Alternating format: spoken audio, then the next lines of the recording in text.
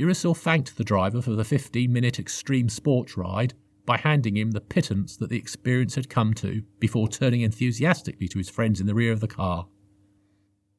Gio was acting as a brace, holding on to both doors and tensing his muscles so that every vein could be seen, with his eyes firmly closed and his teeth gritted. Freya was sitting in the crash position, with her feet on the edge of the seat, legs tucked in and face nestled on her knees for protection. Requiem was still holding the roof handle, which he had been holding so tightly that he had squeezed away all the blood in his fingers, bleaching them white. Both Gio's and Requiem's faces could clearly be seen imprinted on their respective windows, albeit a little smeared. Urisil, however, appeared to have enjoyed the whole experience immensely, and said cheerily, "Amazing, wasn't it? You'd pay a fortune at theme parks and wouldn't even get close to it. I think Istanbul taxi riding should be a televised extreme sport. Brilliant!" They were all witnessing an exuberant side to Urisil that none had known existed. This was a level bordering on insanity, but, knowing his genius, they weren't altogether surprised. They just wished that he hadn't brought them along for the ride, as they carefully unstuck themselves from the seat and took their shaky first few steps into the centre of Istanbul. Still on an adrenaline high, Urisil rushed off, beckoning everyone into the Grand Bazaar. Requiem, Gio and Freya went to follow Urisil, but he had already disappeared into the vast crowd. Deciding to stay together, they tried to look for him. Never before had they felt so alone. The city was vibrant with life, people bustling to and fro, but even having one another could not mask the emptiness they felt. How alien it all seemed. Everything looked familiar to them, the buildings, the food, the people. Yet they were all different in a way that they could not quite grasp. Not sinister, just different. They couldn't walk down the street confidently and know where they were going by reading the signs. They couldn't go into a shop and buy something. They were isolated, caged in a free prison. It was at this point that Requiem realised that their jailer was their own ignorance. They didn't know the language, the customs. When it really came down to it, they knew nothing at all about these people. Speaking English loudly and slowly just highlighted further that they were the aliens, the ones who, if you dealt in such terms, were wrong. Due to their mutual sense of discomfort, they had not ventured far in their search of Urisil, and were huddled in a tight ball, eyes darting around desperately. Then, as if from nowhere, Urisil popped up in front of them. "This way," he said energetically, making them all jump. "And unless you want to buy 100 things you never knew you needed, try not to talk to anyone."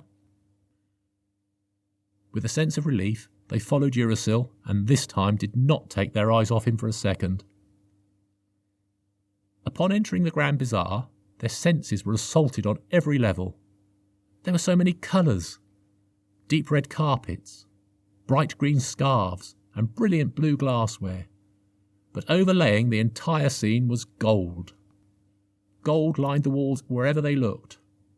Every shape, every size, every conceivable configuration of jewel could be found set in gold. Freya's eyes were alight with joy and desire as she was drawn towards all the sparklies, as she liked to put it, in a slightly unhinged way. In addition to the vibrant colour scheme, the noise was almost deafening. Requiem mouthed, "It's a bit loud, isn't it?" to Gio, who proceeded to bang his ears for fear that he was actually going deaf. The building's great walls and domed roof were perfect for accentuating the myriad of voices coming from the teeming floor. Some voices could be heard calling out to people. Others were asking, "How are you?" in a polite manoeuvre to entice passers-by into their shops. Nearly all the voices that weren't trying to catch someone's attention already had it, and were bartering prices and goods. Any eye contact was dangerous, acting as a magnet to the store sellers, calling 2 or 3 at a time with a single glance. All offered Turkish tea in one hand and moved you into their stall with the other. Freya had to be saved many, many times from the swathes of gold merchants. She was bewitched and needed to be saved from herself. The rest of the group spent much of their journey steering her away from things that sparkled and rescuing her from the clutches of salesmen with tea and smiles. As they weaved their way through the stalls with Uracil leading the way, they found themselves in the spice quarter. It was now Gio's turn to be beguiled, as he followed his nose to exotic spice stalls, nut stalls, and, of course, sweet and cake stalls. Now, Uracil and Requiem had the challenge of keeping both Freya and Gio on the straight and narrow. They were more than willing to talk to the ever-friendly stall owners and to sample their wares over tea. As they were passing a musical instrument stall, the exuberant owner came out to greet them whilst playing the bongos. His English was excellent and was only outdone by his sales technique. Bongos had never before been so appealing. How could they have gone their entire lives without a pair? Whilst Uracil stood pondering whether he should go for the blue or the green pair, Requiem had a flash of inspiration. He casually placed his hand in his pocket, generated some Turkish lira, and went to speak to the stall owner. "No, they're too big, and we don't have enough time to learn, I'm afraid," he shouted, trying to make himself heard above the din of the market. The man smiled, put the bongos down, and turned around before presenting Requiem with a tiny drum on a stick. It had 2 strings protruding from the sides, at the ends of which hung 2 wooden balls. The man placed the stick between his hands and rubbed his palms together. A catchy beat came pounding out, presenting Uracil with a real dilemma. A purchase was now inevitable. Requiem smiled and bought 2 tiny drums and a set of mustard yellow bongos. Both Freya and Gio had been champing at the bit the whole time they were at the instrument stall. They wanted food and sparklies. Requiem handed them each a tiny drum, and instantly they forgot the allure of the market and looked down at their hands, gleefully rubbing their palms together and making a less than tuneful noise. Requiem handed Uracil the mustard yellow bongos. "I thought I'd better get you these before you took us in circles around all the music stalls. Besides, this colour clashes with your shirt better." Accepting the mustard yellow bongos with excitement, and holding them close to a rusty red flower on his powder blue shirt, Uracil thanked him. "I am touched. Thank you very much. I'll learn the Tibetan appreciation bongo dance and perform it for you in the marble courtyard." With a look of alarm on his face, Requiem quickly killed that notion. "You shall do no such thing, or I'll put posters of you in your holiday gear in all the libraries of Westgate." "Threat duly noted," replied Uracil, and held the bongos behind his back. With Freya and Gio playing their drums like contented children, Uracil continued his meandering walk to the Weavers' Guild. He stopped abruptly at a crossroads, and Gio, transfixed by his drum, walked into the back of Requiem. "Oh, I was laying down a fat beat then. I so nearly had it," he said. His annoyance quickly subsided as he gestured over to Freya. "But then again, anything would be better than Freya's racket." "Ha! But with your chubby digits, can you do this?" Freya spun her drum forcibly in front of Gio's face, slapping his cheeks with the wooden balls. "Why, you—" Gio raised his tiny drum to strike back. Then he remembered himself, stopped short and asked, "Where are we anyway?" They were standing in the middle of 4 of the grandest stalls in the bazaar. To their right was a large food stall, packed to the brim with spices and Turkish delight, the like of which they had never seen before. Behind them was a gold merchant with wondrous items befitting a sultan, and a music and games store with instruments that not even Talis could boast. In front and to their left was a large carpet store, with ornate rugs draped from the ceiling and rolled on the floor and walls. Freya could be seen manically muttering the word sparklies, whilst the deep sniffs of Gio could be heard for miles around. Even Uracil had lost himself for a moment and was drifting to the music store. Thankfully, he quickly came to. Coughing to get everyone's attention, he said, "We're at the Guild House crossroads. Here we have the Spice and All Things Nice Guild, the Guild of Gold, the Musicians Guild, and finally, the Weavers Guild." Requiem approached the Weavers Guild. Excellent. Let's go in then. Urasil held out his hand to bar Requiem's passage. I'm afraid it's not that simple. There are protocols to be obeyed. Etiquette. Urasil, we are the epitome of good etiquette. I'm sure we'll be fine, said Requiem dismissively as he straightened his suit. Behind them they could hear random drum beats, the clashing of wood, and "Take that, you blackguard!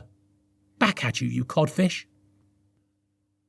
Requiem and Urasil turned to see Gio and Freya fencing with their drums. They have lost their tiny little minds, said Requiem despairingly. The temptation that surrounds them has obviously proven too much, replied Urasil. No matter, though. We can use this to our advantage. We need one item from each of the 3 guild houses to barter with the 4th. I'll take care of the Musicians' Guild. Stroking his chin, Requiem said thoughtfully, I see.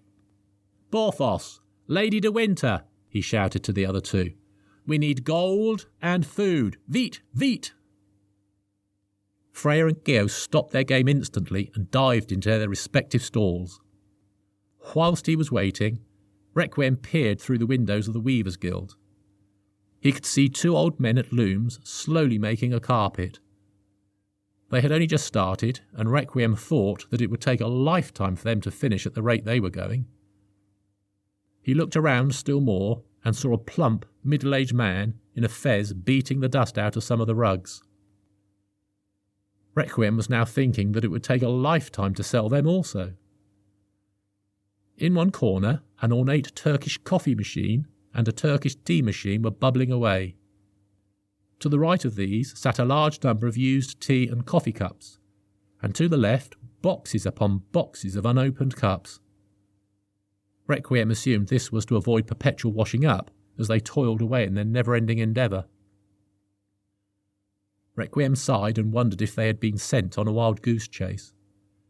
It appeared that little happened here, and it was hard to see how they could unleash havoc unto the world with a dusty rug and some dirty glasses. Peering down at his pocket watch, he decided slow must be the theme here, as it seemed to be taking the others an eternity to buy their goods. As Requiem glanced over to the weaver's window again, his mouth dropped open. The old men had finished an intricate and ornate red rug, which was at least 10 feet long. Looking around again, Requiem noticed that many of the dusty rugs had gone to be replaced by bright new ones, and the mountain of dirty cups had grown substantially. Hurriedly, he checked his face for wrinkles and his suit jacket for mothballs. This can't be, he said worriedly. I was so young and had my whole life ahead of me, and now it's passed me by waiting for riches. Just then, Urasil reappeared with an oboe. Blowing into it hard, he only managed to make a raspberry sound while splattering the beautiful rosewood in spittle. Gio appeared shortly after, cheeks bulging with food and lips covered in sugar, his arms laden with every type of Turkish delight imaginable. Freya was last to emerge and glittered from head to toe in bangles, necklaces and rings. Urasil turned to Freya as they all met at the crossroads. You didn't have to get them that much, just a token would have done. I haven't, she grunted. This is all mine. The plain ring on my pinky is for them. You're young, exclaimed Requiem. You haven't aged a bit. How about me? Do I look old to you? Amid plumes of sugar, Gio reassured Requiem. Well, I wouldn't say old. Your suit makes you more dignified. Requiem had changed his mind. There was something very special about the Weavers' Guild, and, now that they had their leverage, he was going to find out just what it was. Regaining his composure, Requiem said, Well done, everybody. I'm sure something good will come of this. Let's go, shall we? Swallowing hard on a mass of Turkish delight, Gio stopped Requiem from going any further. Something good has already come of it. I'm now an official member of the Spice and All Things Nice Guild. You should see the fringe benefits. I even get dental. Dental? Not bad. I get a 24-hour emergency helpline if anyone comes near my jewels. I'm a member of the Guild of Gold now. You should see the discounts, said Freya gleefully. I'll never be without sparklies again. Buffing his oboe, Urasil said, You too, Frere? I've just joined the Musicians' Guild, whilst I was buying this beauty. I can get great concert tickets now. The three of them debated the strengths of their newly subscribed to guilds, whilst Requiem looked on, astounded. He didn't know whether to congratulate them all, or beat them with sticks for losing focus on why they were there in the first place. But, thinking back to the mystery man, Requiem remembered that it was all about seizing the day, and they had done just that. He decided to show his appreciation by seizing all the gifts and carry them into the Weavers' Guild. Once inside, he was met by the man in the fez. "Welcome to our humble shop," called the man enthusiastically. "I see you are gift shopping. Do you see anything you would like?" Before anyone could answer, the man in the fez continued. "How about this blue take on the traditional Persian rug? It's always very popular and dates back to yesterday. If you're not after blue, perhaps it is too cold, how about this ancient red rug, which was once found on the floors of Dolmabahce Palace? We laid it out there last week during a tour. Oh, but where are my manners? I am Egger.